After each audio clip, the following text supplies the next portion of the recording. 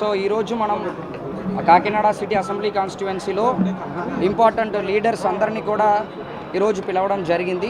వాళ్ళకి ఈ 144 section 30 police 30 act గురించిన అవగాహనలు, అదేవిధంగా పోలింగ్ డే ఎలాగా మన కాకినాడ డిస్ట్రిక్ట్లో చిన్న చిన్న సంఘటనలు కాకుండా రిమైనింగ్ అన్నీ కూడా పీస్ఫుల్గా జరిగిందో, అదేవిధంగా కౌంటింగ్ రోజు కూడా పోలీస్కి సపోర్ట్ చేస్తూ ఆల్ పార్టీస్ కూడా ఎవరు గెలిచినా ఎవరు ఓడిపోయినా అది ప్రజలు ఇచ్చిన రిజల్ట్గా భావిస్తూ ఎలాంటి అవనీయ సంఘటనల్లో పాల్పడకుండా 144 సెక్షన్కి రెస్పెక్ట్ ఇస్తూ ఎవరు కూడా అక్కడెక్కడ గుంపుగా తిరగకుండా ఉండాలని చెప్పేసి, అదేవిధంగా పోలీసు లా అండ్ ఆర్డర్ని మెయింటైన్ చేయాలి కాబట్టి వాళ్ళకి కూడా సపోర్ట్ ఇస్తూ, వాళ్ళు అందరూ ఇంపార్టెంట్ లీడర్స్ కాబట్టి వాళ్ళ కింద ఉన్న వాళ్ళకందరికీ ఈ అవేర్నెస్ని ఇచ్చేస్తూ ప్రశాంతమైన ఒక వాతావరణంలో కౌంటింగ్ జరిపాల్సిన ఉద్దేశంతో పాటు ఈరోజు మీటింగ్ పెట్టుకోవడం జరిగింది. మనకన్నా ప్రూఫ్ కూడా లేదు యాక్చువల్లీ, అది మేము వెరిఫై చేసిన వరకు వాళ్ళు అలాంటి ఇంటెలిజెన్స్ ఏమీ ఇవ్వట్లేదు.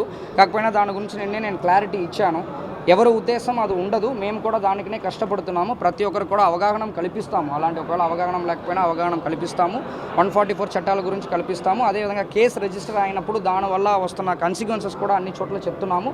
కానీ పిఠాపురము కాకినాడ అని కాదు, అన్ని అసెంబ్లీ కాన్స్టిట్యూషన్ కూడా మనకు ఒకటే. ఎక్కడ కూడా ఎలాంటి ఇష్యూస్ జరగకుండా కౌంటింగ్ చేయాలనే ఉద్దేశంతో పాటు మేము ఏర్పాట్లు చేస్తున్నాం. Thank you. మరిన్ని వీడియోస్ కోసం ఛానల్ ని సబ్స్క్రైబ్ చేయండి. లేటెస్ట్ అప్డేట్స్ కోసం వాట్సాప్ ఛానల్ ని ఫాలో చేయండి. అండ్ లింక్ డిస్క్రిప్షన్ లో ఉంది.